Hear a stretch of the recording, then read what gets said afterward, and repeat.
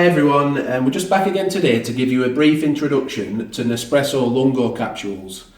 When I first got my Nespresso machine, I didn't really have a clue what Lungos were. So I made one day using the correct button, the bigger cup, and I didn't really like it. I just put some milk in like you would a normal coffee, and it just wasn't very nice, so I stayed away from them. But as time's gone on, I've learned more about it and how to use the machine better. I can now enjoy a Lungo, and there's a few different ways that you can make them. So I'm just going to show you that today. We're going to make just a neat coffee, a neat Lungo. We're going to make a latte and also an Americano. So we have our capsules here, and the first thing you need to know is that you have to use the right capsule. You really have to use the Lungo capsule because these have been specifically designed for stretched coffees. So they're more intense, and that means the more water, you can put more water through it and maintain the intensity of the coffee. So we're just going to make a neat Lungo. So we just place our cup at the bottom, as normal, put the capsule in, and we press this big cup button on the side, the Lungo button. Now, these are obviously a lot bigger than an espresso. An espresso is a 40ml drink, this is 110ml, so obviously it takes a lot more time for it to come through. But they are really nice and neat. If you just enjoy them black and you don't mind drinking your coffee without milk, then this can be a really good way to enjoy it. If we look in there, you see you get a really nice crema.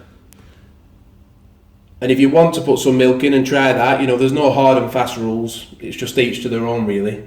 So there we have our first way of making a Lungo. So now we're going to make a latte using our Lungo capsule.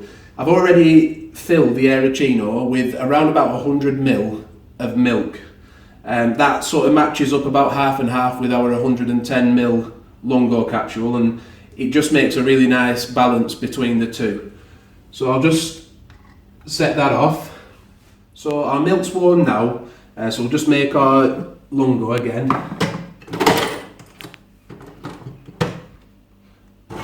As you can see, because my milk's warm, if you don't want your milk to cool down while the coffee's making, then obviously you just make it at the right time so that it's ready to pour as soon as your coffee's finished.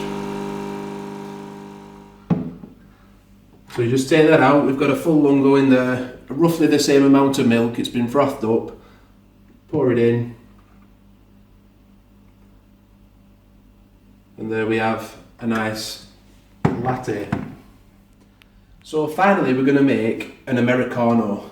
Now we've all had these in the coffee shops. You can enjoy them black, or you can just have a bit of milk or cream. You can use your Aeroccino. They're very versatile, very adaptable. So we'll just make our final Lungo coffee. I'm using a decaf capsule. Remember, the red dot is a decaf capsule.